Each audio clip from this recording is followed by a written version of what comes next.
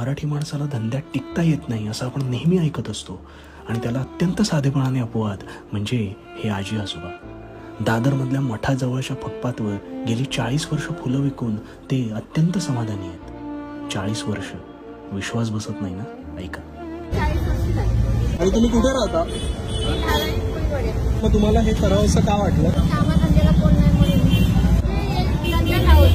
अच्छा, कुठे लावायचं? आता तुम्ही किती वाजल्यापासून किती वाजेपर्यंत असता? सकाळी 7 वाजल्यापासून ते रात्री 9 वाजेपर्यंत. तुम्हाला काय सांगायला आवडेल दादर विषयी, मठाविषयी? मठामध्ये फक्त 10-12 लोक होती. ज्यावेळी जुनं मठ होतं ना त्यावेळी ते सुद्धा पातळवाले होते, लुगडी बिगडी विकायचे. आम्ही ज्यावेळी आरतीला जायचो ना तेव्हा 10-12 लोक, पण आता जे आरती होते ना ती 7-7.5 लोक.